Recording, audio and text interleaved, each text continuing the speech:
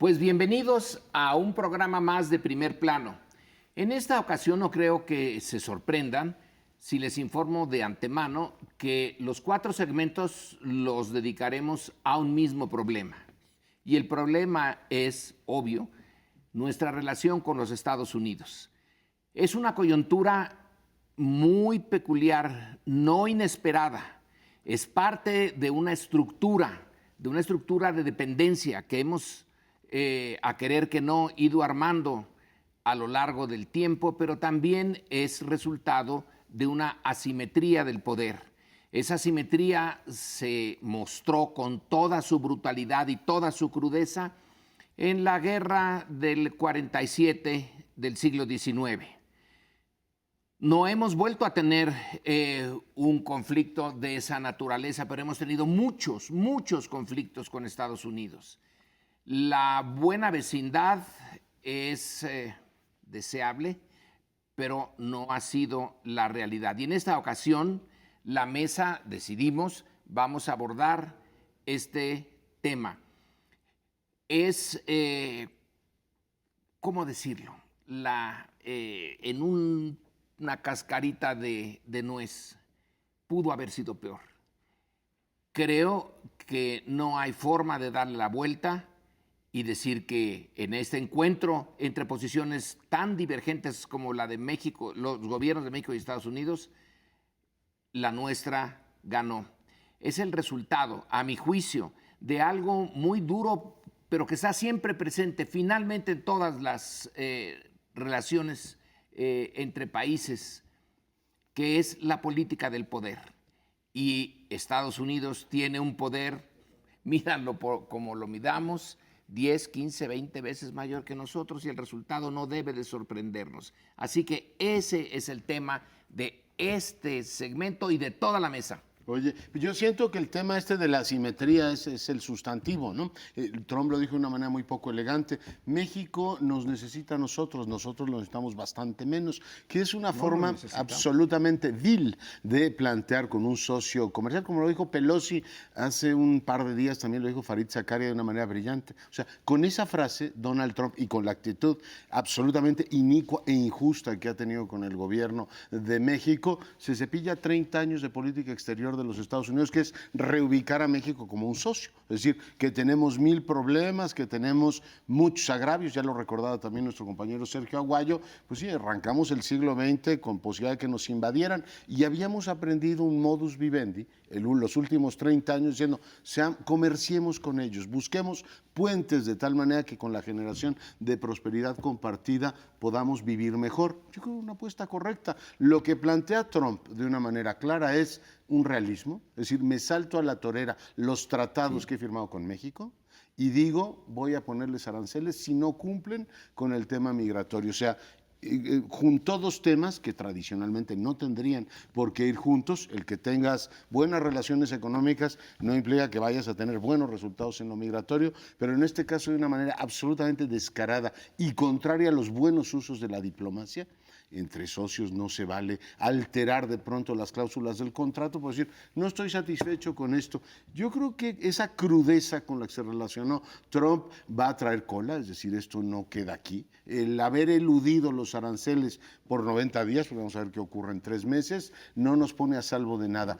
Pero sí estamos pues, ante la necesidad de repensar la relación con los Estados Unidos. Termino recordando un texto que coordinaron Bazáñez y Lorenzo Meyer, aquí presente, prepararnos para la tormenta. Es decir, no hay manera de que este gobierno no supiera que tenía frente, o sea, como vecino, un personaje no solamente muy poderoso, sino extraordinariamente arbitrario y dispuesto a utilizar las fichas que la diplomacia y la ley le permiten y también las otras, la del realismo puro y duro. La simetría ha sido la tónica desde el siglo XIX en general con Estados Unidos. Mencionaba la guerra del 48, obviamente las diferencias son enormes de la circunstancia, pero también ahí estábamos totalmente ya a merced de lo que decidieran los norteamericanos.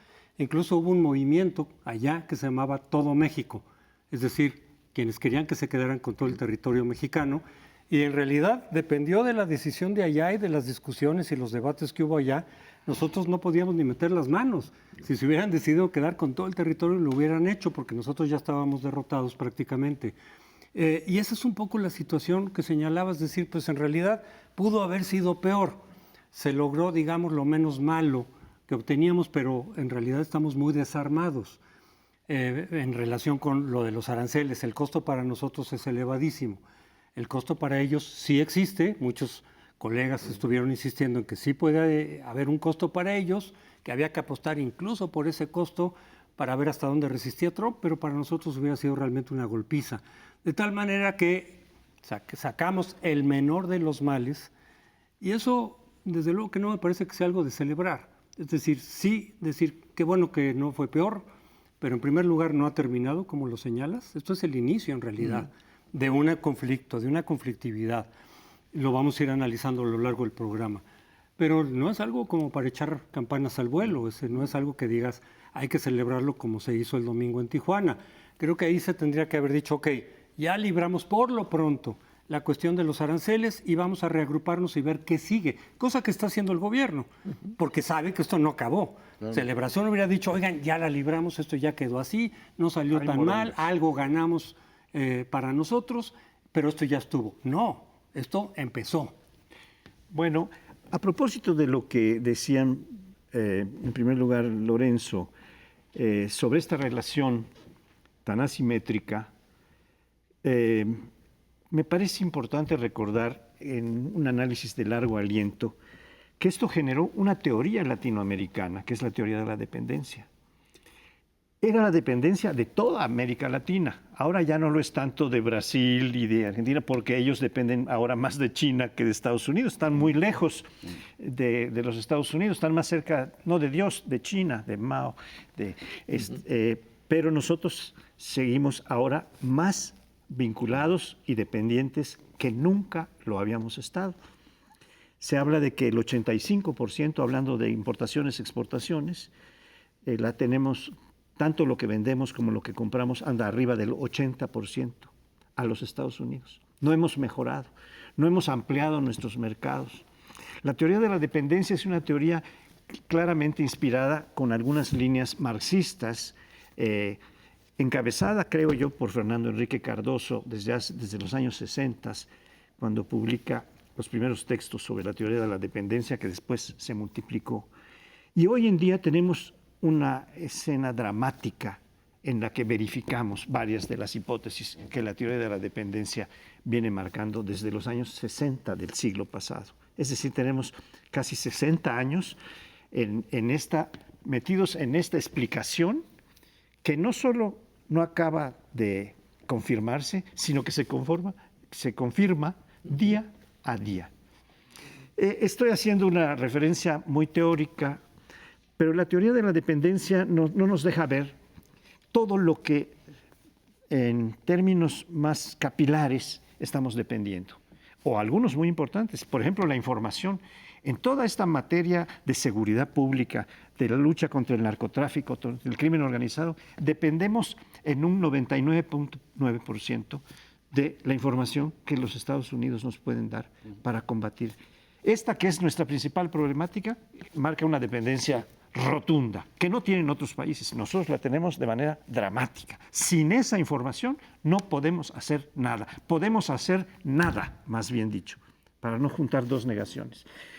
Hay muchas otras cosas en las que dependemos. Creo que hay ya, para decir algo positivo, una serie de puentes culturales que se han ido fraguando entre los habitantes de la frontera de este y de otro lado, en donde empieza a haber maneras de entendimiento a largo plazo que están cifrados en la cultura, más que en el comercio, más que en otras cosas, en los valores. Y estas, pues, tendremos que ir desarrollándolas, porque no hace falta solamente una política, creo que tienes razón, hace falta una política de la relación bilateral. Yo estoy trabajando en eso en este sabático en el que disfruto. He estado visitando universidades americanas del otro lado de la frontera, pero no tenemos una política pública de la relación bilateral en el mediano y en el largo plazo. Tenemos que hacerla. En 1947, Daniel Cosío Villegas publicó un ensayo pequeñito, pero que ha tenido con el paso del tiempo una influencia notable. Al final de su ensayo señalaba que si México, el gobierno mexicano en particular, no enmendaba las políticas que entonces apenas empezaban, recordemos, 47 es el año en que Miguel Alemán ya está en el poder y en donde la corrupción estaba a la luz del día. Entonces señala don Daniel en ese momento, si no se vuelve a las raíces del movimiento revolucionario, y miren que don Daniel no era revolucionario precisamente, pero a la esencia de ese momento en que México trató de ser auténtico y de buscar su propio lugar, probablemente caigamos en una serie de crisis y probablemente recurramos a Estados Unidos y probablemente Estados Unidos intervenga, nos ayude. Pero México habrá dejado de ser México. Esa frase enigmática lo que nos estaba diciendo es que la soberanía mexicana, que siempre ha sido relativa, disminuiría. Y creo que Cosío Villegas tuvo razón. Nuestra dependencia, y la dependencia sí es una teoría que por un tiempo se dijo aquí en México, yo recuerdo en los círculos académicos, esa ya es está obsoleta.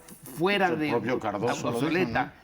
Cardoso y Faleto ya no tienen nada que decirnos. Vaya que sí tienen que No decirnos. sé si tienen, bueno, Cardoso escribió el libro Las ideas en su lugar, en el que abdicaba de buena parte de esa lectura ya como presidente. Pero ese es otro tema. El tema dramático que hoy tenemos es que esa asimetría hoy rebota efectivamente en un gobierno que está empezando, tiene 6 meses, un gobierno que tiene un gran soporte popular y que en estos momentos pues vive una dicotomía. La última encuesta de Alejandro Moreno decía, el 84% dice hay que apoyar al presidente, pero el 37% dice que la posición del presidente es débil frente a los Estados Unidos y el 30 y tantos % dice que es fuerte, ¿no? Sus partidarios. Yo creo que tenemos un dilema. Para mí es muy interesante constatar que un presidente como es Andrés Manuel López Obrador haya mantenido una prudencia casi franciscana en este caso, a pesar de que el cuerpo pide mentarle la madre, perdón por la expresión, a Donald Trump y decir, ¿sabe qué? Va al demonio y va usted a chantajear a su abuela.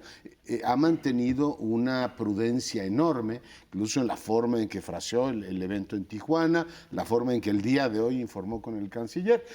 Yo no sé si esta prudencia en el largo plazo va a dar efectivamente resultados, pero es una apuesta que hizo el presidente, en contraste abierto con el libro este que escribió de Oye Trump. Pero bueno, lo que debería valorar la Casa Blanca a estas alturas es, tienes un aliado que está queriendo jugar razonablemente contigo, respetando las normas. Lo que deberían pensar era lo que sugería Sergio Aguayo en su texto, o lo que se intuía, un México inestable, un México adverso a los Estados Unidos, un antinorteamericanismo subiendo en México. Esa es la apuesta de Donald Trump. Pues estamos efectivamente a la vuelta de la esquina de que eso ocurra. Si su intransigencia lleva al gobierno del observador, que hasta ahora ha mostrado, como le gusta decir, la mano franca esta de José Martí, pues también a la vuelta de la esquina se puede encontrar el México bronco. Y la idea de un México inestable y problemático es una pesadilla para los Estados Unidos. Yo digo que de vez en cuando también hay que recordarles eso. A mí me parece que, decía yo en mi intervención anterior, esto en realidad está empezando. De alguna forma, Marcelo Ebrard lo reconoce hoy en la mañana, es decir, señores, hicimos esto, por lo pronto aplacamos el asunto de los aranceles, pero sí tenemos que ir viendo que el asunto se puede seguir complicando porque esto quedó con muchos pendientes, incluso muchas cosas de a ver cómo va evolucionando. Él lo mismo lo dijo, lo dice el documento, dependiendo de si funciona o no funciona, le vamos arreglando por otro lado. Y eso deja una carta abierta, por eso decía yo, en realidad estamos empezando con esto. Claro, el reclamo viene desde atrás. El reclamo de Estados Unidos ante la apertura de la frontera sur viene desde atrás. Pero dice, en realidad es que hay que ir ajustando lo que va viniendo, porque esto va a ser una carta fundamental, con eso termino, para Trump durante todo su proceso electoral. Sí. Él puede echar mano otra vez de las amenazas. Él mismo en los twitters, en su propio Twitter dice, lo de las aranceles, ahí está como un elemento que ha sido muy eficaz para eventualmente seguir utilizándolo si esto no funciona. Va a recurrir a ese discurso y va a recurrir a ese expediente a lo largo de su campaña electoral. Bueno, veremos estos y otros temas un momentito y volvemos.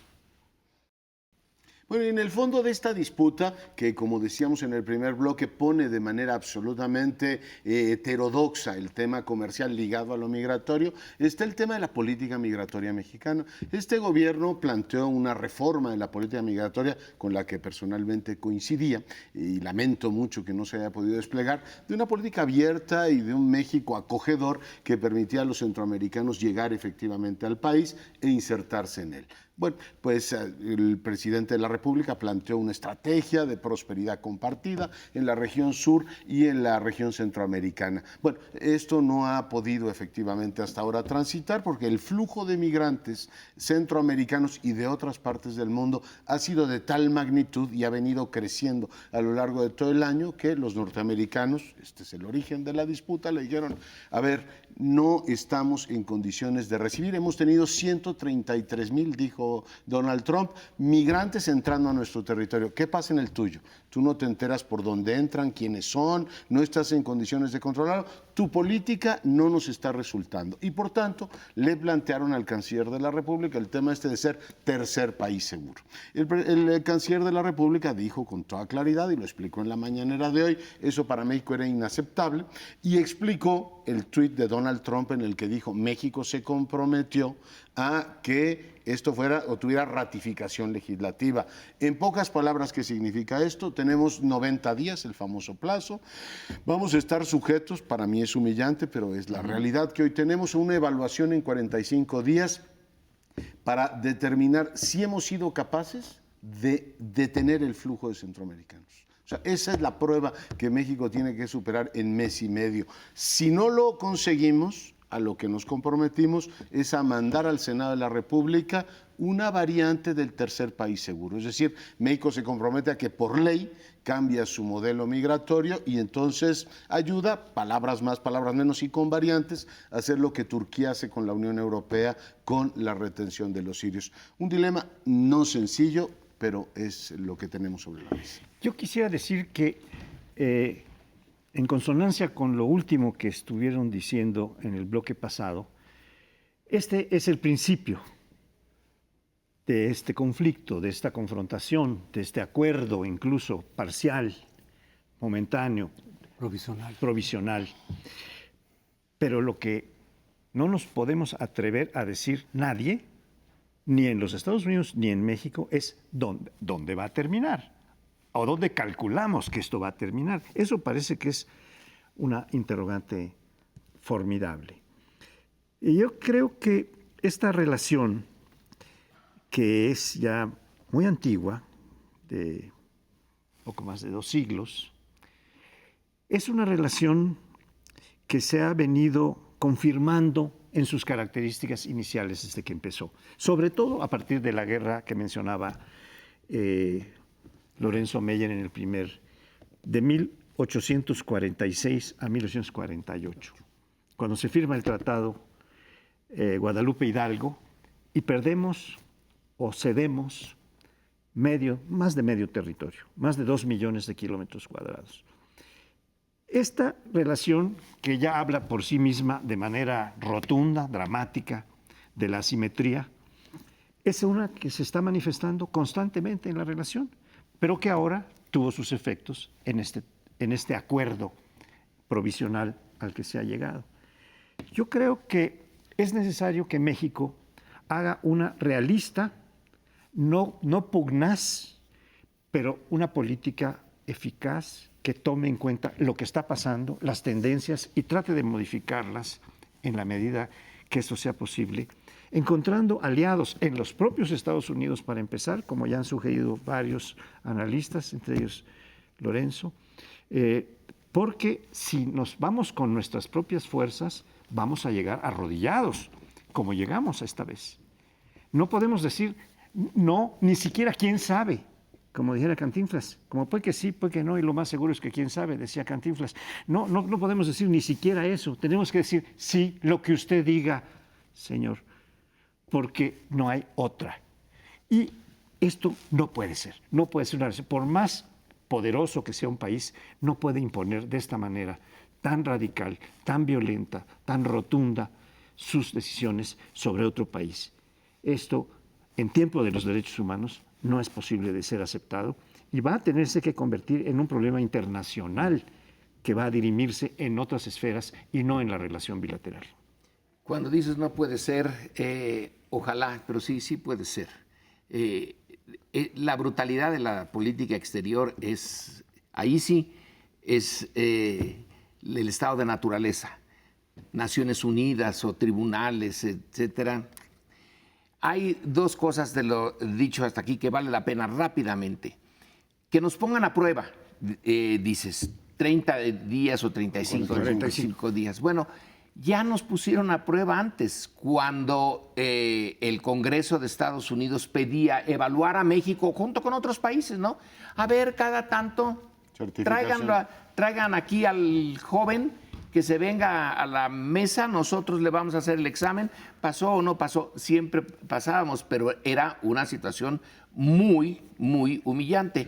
No es la primera esta, es parte de un sistema, de una estructura en la que estamos metidos. Ahora, cuando hacemos, decimos, bueno, yo dije que ustedes aceptaron, pudo haber sido peor. Es que esto se pone todo el tiempo en México. Cuando terminó la guerra y luego los norteamericanos decidieron que necesitaban más territorio, a Santana le pusieron 5 planes. Uno era llevarse realmente a Chihuahua, a Coahuila, y comprar pagando. A Sonora y hasta Baja California. Y fueron reduciéndolo hasta el último plan, que fue el de la Mesilla. La Mesilla. La figura de Santana no me es simpática, pero tampoco debemos de echarle toda la culpa. Él eligió el plan menos malo para México, aunque le daba menos dinero. Es decir, sacrificó la posibilidad de recibir un apoyo importante, que en ese momento era crucial, porque las finanzas de México estaban más mal que ahora. Y se defendió de esa manera. Pero esos son los momentos que no deberíamos de haber, a los que no deberíamos de haber llegado, porque sí pudimos haber entendido que esto se venía cuando con gran alegría firmamos el Tratado de Libre Comercio y se dijo, ahora el interés nacional mexicano no es mantener independencia frente a Estados Unidos, sino integrarse. Bueno, esta es una de las consecuencias. Y por eso insisten en que se tiene que seguir diversificando todo, que es algo que cuesta mucho trabajo, nos ha costado mucho trabajo o no se le ha metido el suficiente empeño para no depender completamente de Estados Unidos. Pero vámonos un poco más acá pudimos haber tenido una situación distinta en este conflicto en particular.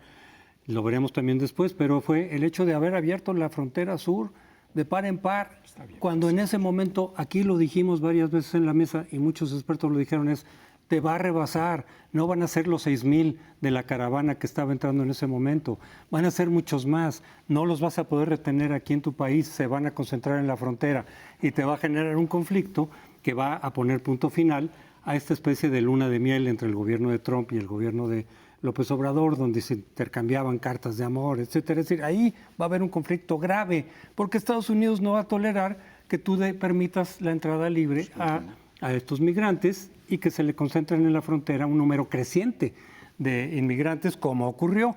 Pero se dijo en su momento, hace 6, 7 meses, que eso podía ocurrir. Lo dijeron muchos. Y fueron descalificados, como ha ocurrido en otras ocasiones, por López Obrador y su gente, diciendo, estos señores no tienen humanismo, no tienen la tradición de asilo que ha tenido México. Es decir, no, eso es una cuestión pragmática, no se va a poder. Pero en fin, lo mencionabas a Turquía como un país seguro, en el caso de Europa con los sirios, con una diferencia, desde luego, de lo que tenemos aquí. Aquí no se le llama todavía tercer país seguro porque hay una diferencia en el sentido de que los trámites se hacen allá, no aquí. Lo que duran esos trámites y luego se vienen para acá. Pero todo lo demás es muy parecido a lo del tercer país seguro. Pero algo que hubiera podido quizá México pelearle, si tuviéramos esa posibilidad, es pues que aportara recursos a Estados Unidos para el mantenimiento aquí. Ahorita se habla de 8,000, después quién sabe cuántos van a ser. 8 a 10,000, después quién sabe, porque a Turquía, hasta donde entiendo, la Unión Europea sí le transfiere recursos que le ayudan a mantener, digamos, esa responsabilidad que en principio sería europea, en este caso la responsabilidad sería Estados Unidos, nos la mete aquí, nos la mete en este acuerdo y no nos da los recursos para ello. La incorpora, digamos. Yo creo que sacamos de esta experiencia, de esta coyuntura, varias lecciones. Una, que la política exterior sí es una política determinante en el ejercicio del gobierno en México, que todos los presidentes de Salinas de Gortari y Andrés Manuel López Obrador han experimentado que una actitud benigna o maligna del presidente de los Estados Unidos condiciona la presidencia, ¿no? Fox, por ejemplo, tuvo el 2001, a Calderón le tocó la crisis, a Peña le cayó Trump y ahora a López Obrador le cae la crisis migratoria. Y en pocas palabras lo que le hicieron es obligar a cambiar su política migratoria. Y le dijeron, por la vía de los hechos, esa no la puedes llevar adelante. Y si no cumples con una serie de preceptos e indicadores que en estos momentos están en juego, que básicamente son, si no militarizar la frontera, desplegar la Guardia Nacional y esperar que en 45 días logren sellarla la frontera sur e impedir que lleguen los centroamericanos, pierdes el tema del comercio, que bueno, ciertamente fue una apuesta de los 90, pero el presidente la fraseó como nuestro interés nacional y en esta crisis pudimos comprobar que en la teoría del mal menor, el presidente eligió por conservar el libre comercio como nuestro interés fundamental sobre el tema de dar marcha atrás en su política migratoria. Nos dio una lección de política. Por un lado, el tema de la actitud benigna, aún en las peores circunstancias, que hay que tener temple, yo se lo reconozco. Segunda, que un presidente nunca elige entre lo bueno y lo mejor, sino entre lo malo y lo peor. Y que cuando tienes que elegir entre dos valores, porque el interés nacional está en juego, te comes con papas tu política migratoria y reconoces que no tienes capacidad para controlar tu frontera sur en Washington, y entonces tienes que venir y rehacer todo el asunto y además pagarlo por defender el Telecán o el futuro del Temec. Claramente, en la estrategia presidencial, la estrategia de México, la defensa del Temec se convirtió en el objeto más importante. Yo quisiera nada más decir algo que me parece que pudo haber sido muy puntual. Ante la petición de frenen ustedes la migración, nosotros podíamos haber dicho, y frenen ustedes, está bien, vamos a hacer todo el esfuerzo, pero frenen la llegada de armas a México, porque está causando crímenes, una violencia brutal, ha incrementado en fin, podía haber sido, y además era muy loable de Udez, yo freno esto, pero tú frena, porque es tu responsabilidad. Pero es que no es su responsabilidad, desgraciadamente ellos tienen la libertad de tener las armas y nosotros somos los que tenemos la obligación de impedir que entren. Te dirán, arregla tu frontera sur y tu norte también. Sí. Ese es un problemón. Sí tenemos un problema, pero bueno, en 45 días vendrá esa evaluación, ciertamente no es la primera, luchamos mucho porque nos dan la certificación y veremos en qué termina todo esto. Vamos a hacer una breve pausa, volvemos. Ya se ha mencionado que este conflicto con Estados Unidos tiene dos caras. El aspecto migratorio, desde luego, que es lo que le generó la molestia o el pretexto para Estados Unidos de que hagamos los cambios que ellos quieren, pero también el aspecto comercial, que ese fue, digamos, lo que es la espada de Damocles, decimos, a través de la cual nos están amenazando porque por ahí sí nos pueden hacer mucho daño. Y que precisamente entonces buscamos, como se ha dicho aquí, el mal menor. Pero lo dijo hoy también el canciller en la mañana, en su conferencia, en la conferencia mañanera, es la primera vez, dice él, yo no recuerdo tampoco, que se mezclan dos temas, que generalmente los temas van por separado. Se negocia el asunto económico, el asunto migratorio por otro lado, otro tipo de temas por otro lado, en su propia lógica, y que ahora simplemente a Estados Unidos le convino decir, o me arreglas lo migratorio o por el lado comercial te voy a pegar, con los aranceles crecientes y demás, generando un grave daño en tu economía, precisamente porque esa era la forma de presionarnos eficazmente para ceder en lo migratorio. Pero dijo algo también Marcelo en la mañana, que de lo que no estoy seguro, porque el propio acuerdo no queda muy claro. Dice, lo que sí logramos como ganancia, decir, pues que ganó México, entonces hay que buscarle por aquí, por allá. Dijo, separar el tema, ese tema ya va a quedar separado, negociado, y no, porque el propio acuerdo dice que se va a revisar y eventualmente se toman otras medidas, y Trump, claro, en sus twitters, que a final de cuentas él es el que tiene la sartén por el mango, dijo, podemos volver a recurrir a los aranceles en cualquier momento, si no se nos satisface o si los resultados no son adecuados Entonces, por ejemplo, no quedó separado el asunto. Sigue mezclado de alguna manera, lo cual nos deja en una situación bastante vulnerable. Y vuelvo a esta idea de decir, no es que ya se cerró el asunto y la libramos más o menos bien. No, queda abierto. Es decir, la forma de presionarnos queda abierta. Y por eso, nada más termino con esto, fue muy raro no ver si el asunto era migratorio, si lo que se iba a negociar era básicamente migratorio, no estaba el secretario de Seguridad. Se dijo que va a pasar con la Guardia Nacional. Una parte se va a ir al sur, una parte va a estar dedicada, dicen algunos, como policía migratoria. Pues yo creo que el secretario de Seguridad, de la que depende la Guardia Nacional, pues tendría que haber estado ahí. El Instituto Nacional de Migración tenía que haber estado ahí, me imagino. Pero en cambio estaba el secretario de Economía y el secretario de Agricultura.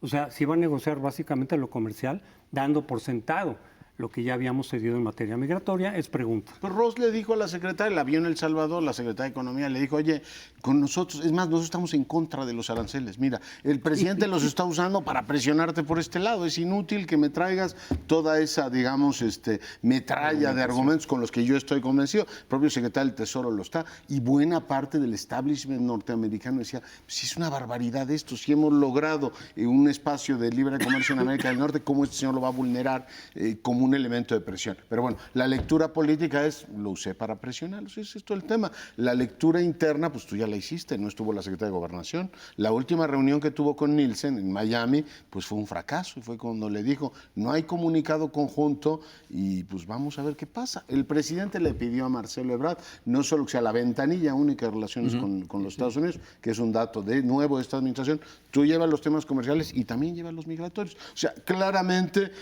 quedaron desplazados. La función ahora será instrumentar pues, esta política. Pues Durazo tendrá que pedirle a la Guardia Nacional que garantice en mes y medio el despliegue y que además este despliegue sea eficaz. Pero regreso al punto del bloque. Claramente dependemos de ellos y no es creíble un discurso de diversificación a estas alturas. El presidente decidió que todo el instrumento de diversificación desaparecía.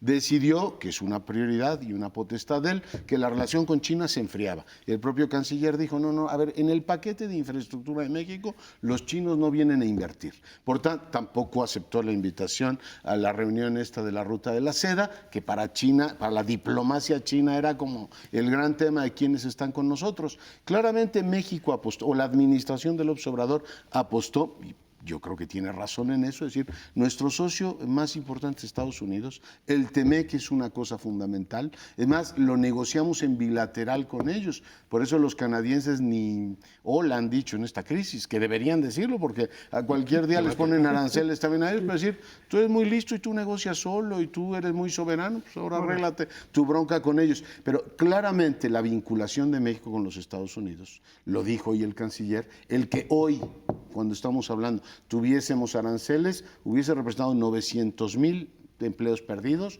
una subida del IVA y una crisis económica. Pues claramente tú estás diciendo, en el TEMEC y en la relación con Estados Unidos va mi seguridad nacional. Yo creo que habría que ilustrar esto con una figura derivada del póker. El presidente Trump es un fajador en el póker. Blofea porque tiene mucho con qué. Sí. Nosotros tenemos algunos argumentos, ni siquiera pudieron aparecer en el escenario de la negociación. Se habla de que con este arancel Estados Unidos tendrían pérdidas, con este del 5%, nada más del 5%, no del 25% a donde van a llegar, o creen que pueden llegar, sino con el 5%, Estados Unidos había calculado que perdería 140,000 millones de dólares, que perdería casi 500,000 de empleos. Sí. Pero eso es lo que hace un apostador agresivo. Dice, va mi resto y tengo mucho que apostar y tú tienes poco que apostar. Entonces, o pagas por ver o te retiras de plano. Sí. Pablo, este no es un apostador agresivo, es un taur del Mississippi. Bueno, eso es hacer trampa ese es un apostador agresivo, es un taur del Mississippi. Sí. Hizo trampa en la negociación. Bueno, eso es lo que pasó. Pero yo creo que es muy importante decir, lo hace porque tiene un poderío tan brutal, tan descomunalmente asimétrico. Que hace trampa. Que puede hacer trampa, como hace el blofeador en el póker. Dice, va tanto, sabiendo que tiene poco juego, pero tiene mucho dinero, a ver quién le cubre la apuesta. Y los que no la cubran, porque no pueden cubrirla. Pues la lección nos quedó más o menos clara. Yo no sé si podemos sacar algo práctico de esto, que en el caso particular de Trump, el conflicto le sirve, se claro. crece en el conflicto, le da Electoral. comida a al grupo que va a votar por él en las elecciones del año entrante, le aplauden y se convierte en un factor que no sabe uno cuándo ese bluff va a hacerlo efectivo, porque a veces sí lo hace efectivo. Claro. Y lo A ha veces hecho. trae buen juego. Le dice me salgo del Acuerdo de París y se sale. Me salgo del Tratado del Pacífico y se sale. Entonces, a veces es bluff, a veces va en serio. Nosotros estamos a su merced en ese sentido. No sabemos cuándo vaya a ir en serio y cuándo va a detenerse. Esa imposibilidad de pensar en el largo plazo y que Trump no sea una variable tan difícil, sino quizá una constante, como en algunos momentos hemos tenido. Estamos seguros de que nuestra relación con Estados Unidos va por ese camino. Pues no, te lo cambia con un tuit. Entonces, la posición en la que se encuentra Ebrard y sobre todo Andrés Manuel, pero básicamente México, es de una enorme vulnerabilidad y nos metimos en esta vulnerabilidad creyendo que con eso íbamos a resolver la crisis de 1982 que nos llevó a optar no por una independencia relativa, que era alemán, optó por ella. Ya no. Ahora vamos a ir por una dependencia amigable y resultó una dependencia desastrosa. Pero ese punto no está planteado como modificarlo en este gobierno. Se sigue defendiendo el libre comercio y se está defendiendo el TEMEC. Entonces no hubo un giro en este gobierno en ese punto, que muchos dicen es un elemento central del neoliberalismo, el libre comercio, y que se concentró en Estados Unidos, y muchos dicen de todas maneras nos sirvió en términos del intercambio. Bueno, ese no es un punto que esté planteado, de los muchos otros que sí se están modificando con este gobierno, ese no. Y precisamente parte de la justificación de haber cedido en materia migratoria es, estamos protegiendo también el libre comercio. Claro, entonces, no hay un cambio en ese sentido en el enfoque que se planteó en el 82, independientemente que algunos lo consideran que es correcto y otros no. Pero creo que la diversificación tendría que ser en otros temas también, no solo en el comercio. Por ejemplo, en términos diplomáticos, para enfrentar, digamos, a Trump, porque Trump está haciendo daño a muchos otros países, pues el hacer también una diplomacia de todos los que están amenazados de una u otra manera de Trump para decir, oigan, vean lo que está haciendo con nosotros, se está haciendo trampa, se está saltando las reglas, porque sabe que ir a los tribunales internacionales se va a tardar, nos va a hacer mucho daño, no sabemos qué pase mientras tanto, pero está violando las leyes y por eso muchos insisten en que sí debíamos estar presentes en OSAC, en el G20, porque ahí es donde también se puede hacer, digamos, algún tipo de diplomacia de bloque sobre esta causa mexicana, pero que puede eventualmente afectar también a otros países. Es decir, el tipo de diplomacia que hace Trump no solamente nos afecta a nosotros nos tiene al lado y nos aplasta cada vez que quiere, o nos amenaza y nos puede aplastar porque no sabemos cuándo es bluff o no. Pero hay que hacer algo más y no quedarnos enconchados a esperar a ver en qué momento se le vuelve a ocurrir meternos nuevas condiciones bajo la misma amenaza de los aranceles. No, yo tengo pavor de eso. Digo, que imagínate un tuit que diga, voy a pedirle a Andrés Manuel López Obrador que nos vemos en Osaka, como lo acaba de decirle a Xi Jinping, quiero ver al líder chino para discutir cara a cara el tema de los aranceles. No me quiero ni imaginar el impacto que eso podría tener. Yo sigo creyendo que nuestro presidente debería ir a Osaka y debería decir, porque en este caso tiene razón, la causa de México es defender la legalidad y, por supuesto, una visión humanitaria de la migración y, por supuesto, el del desarrollo, este gran proyecto por el que ha apostado del desarrollo de América Central. Lo debería decir a la máxima reunión de los líderes mundiales, pero ese es mi punto de vista. Creo que deberíamos, a estas alturas, después de esta crisis, empezar a que la 4T desplegara la política internacional que va a llevar. O sea, no sabemos todavía quiénes van a ser nuestros aliados, cómo se va a manejar el tema de la imagen de México en los Estados Unidos. Es decir, son temas que ahora en la coyuntura es difícil abordar, pero creo que son centrales pensarlos en estos tiempos. ¿Alguna otra idea por ahí? No, ya terminamos. Bueno, entonces, a ver qué pasa con esto, pero el asunto de los aranceles, el problema es que ahí sigue blandiéndose Como por espada parte de de Trump. Damocles. Puede volver a resurgir en los próximos meses. Nos vamos al último segmento. En este bloque final vamos a tratar lo que ha venido pasando por décadas en la frontera sur de nuestro país y vamos a comentar, a tratar de entender qué puede pasar de ahora en adelante a partir de este acuerdo en el que México se ha comprometido a frenar desde la frontera sur la migración, a desplegar, pues decían, alrededor de 6,000 hombres de la Guardia Nacional, hombres y mujeres efectivos de la Guardia Nacional en la frontera sur, que no es una frontera porosa a la norte. Y además está porada hay 400 o 500 túneles que están haciendo de poros y otras muchas formas de porosidad. No, esta es una frontera abierta, clarísimamente abierta. No solo abierta, sino que fue invitado el conjunto de países centroamericanos a venir a México, donde hay más oportunidades. Les entregaron durante un tiempo en este gobierno 25,000 tarjetas que les daban derecho a trabajar por un año en cualquier punto de la República. Esto irritó muchísimo a los Estados Unidos, por supuesto, pero es para tratar humanitariamente, como tú decías, a los migrantes centroamericanos que viven verdaderamente, como ha dicho López Obrador, bien, una tragedia muy profunda, muy intensa, sobre todo en Honduras, decía hoy en la mañana. Esto no ha sido tocado. Y hay por allí algo que podría ser una pequeña buena señal en el acuerdo, que es México apoyará el progreso, no dice el desarrollo, el progreso en Centroamérica y en la frontera sur de México. Estados Unidos lo apoyará, que lo ve con lo beneplácito, propiciará. ¿sí?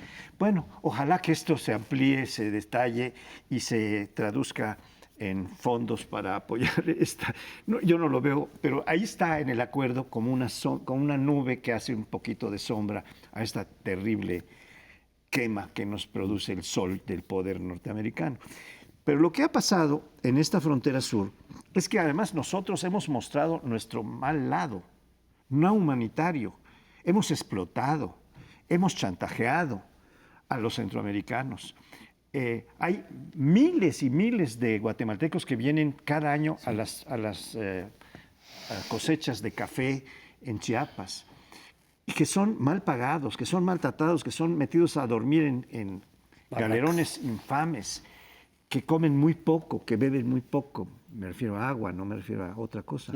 Entonces, estamos teniendo una sopa de nuestro propio chocolate, en alguna forma, porque lo que hemos hecho con los centroamericanos ha sido ignominioso, injusto, inicuo, como tú dices, lo hemos hecho nosotros. Y ahora, pues claro, no puede parecernos bien.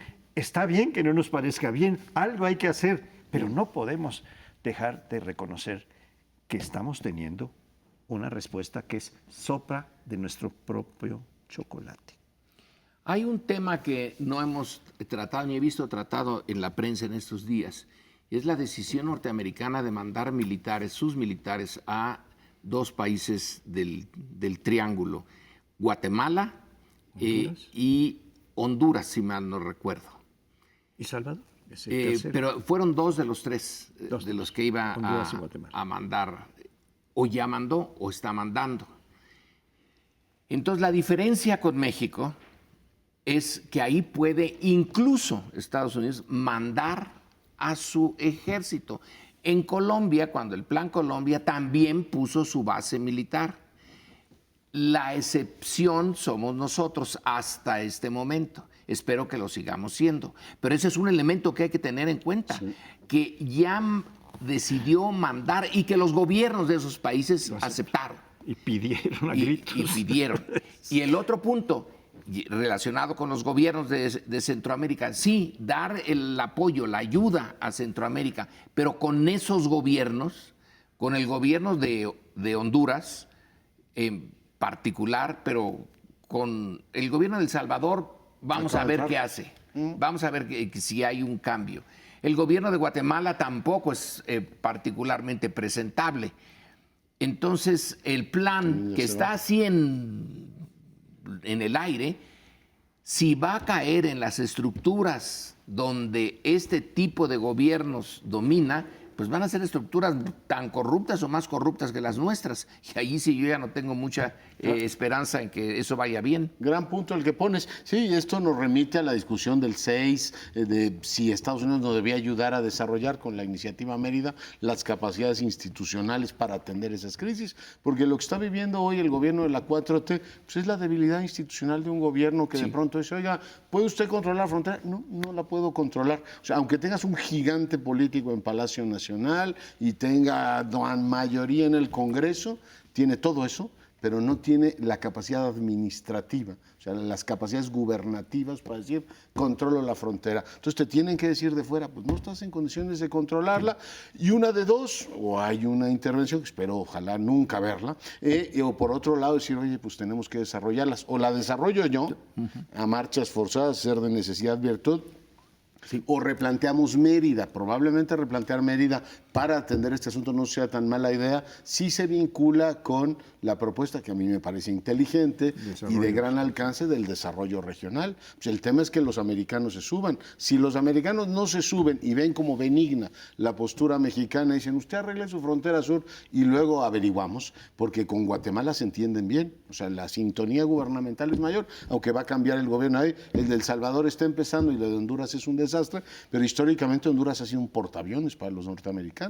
Recordar el papel que tuvo en la crisis de Nicaragua. El gran tema somos nosotros, y hoy por hoy hay una crisis de atención en la frontera sur que debería, como subrayo ahora, plantearse de una manera benigna, ¿no? Es decir, no solamente vamos a meter 6,000 ahí para evitar que vengan, no, debemos dar una solución razonable que permita para el sur de México y para Centroamérica pues una solución ya de fondo. Esperaría que esta crisis tan amarga diese un resultado positivo, y si solo es ese, sería bueno.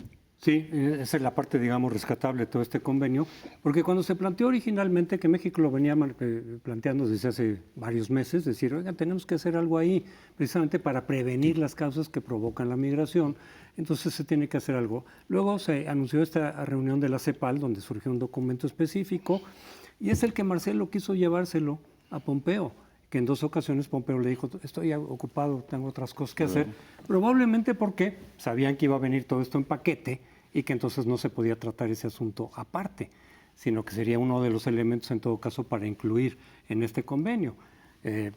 Probablemente esa fue la razón de decir, ahorita no vamos a ver ese asunto, aunque no dijeran por qué, la razón específica de por qué. Ahora, finalmente se acepta que, bueno, de todas maneras hay problemas de aplicación, y de todas maneras esto no reditúa resultados inmediatos. O sea, de todas formas esto es un poco de plan de mediano plazo. Y aunque en el convenio no se mencionan cifras de cuánto se va a aportar, hoy en la mañana también el canciller habló de una cifra importante de parte de Estados Unidos. Yo no sé si sea suficiente o no, pero habló de billones o de un millón y medio de dólares que se aplicaría para este programa. Bueno, qué bueno.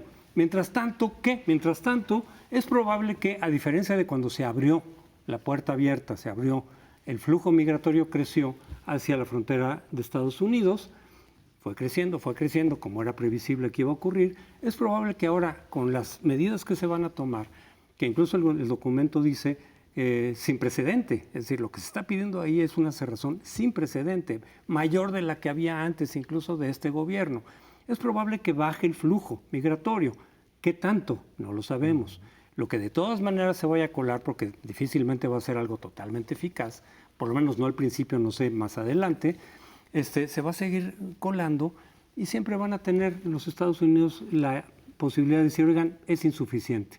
Ya se bajó, qué bueno, más o menos va trabajando, pero lo tienen que seguir apretando. O les vamos a seguir indicando qué más tienen que hacer para que esto vaya más rápido. Y los números, ¿no? Nada más apuntaría una cosa, creo que fue un mensaje potente del presidente hoy, llevar Encinas a la conferencia de prensa, que es como el derecho humanista del gabinete en el tema migratorio, y los juntó, o sea, la posición es clara. Y a partir de ahora, pues hacer, ponernos todos a rezar para que la Guardia Nacional no tenga ningún enfrentamiento, una crisis ahí con los migrantes, porque pues van a entrar en bloque y son militares, aunque la magia de la ley los haya convertido con un mando civil, pues tú vas a mandar la tropa a sellar literalmente la frontera. Espero que no tengamos ningún incidente. Hoy recibí un email de un antiguo colega del Colegio de México que es hondureño y al final señala que salí a dar la vuelta por donde vivo y lo que vi fue lo de siempre, de que me voy, me voy. La gente no le importa lo que hayan acordado en Washington. Me dijeron, nos vamos. Y a ver a cómo nos toca. A ver a cómo nos toca. Encontrar la Guardia Nacional esperemos ahí. que esto tenga, pues no un final feliz, pero algo más aceptable de lo que hemos tenido hasta ahora. Nos vemos la próxima semana en otro programa de Primer Plano. No deje de acompañarnos la semana entrante. Muy buenas noches.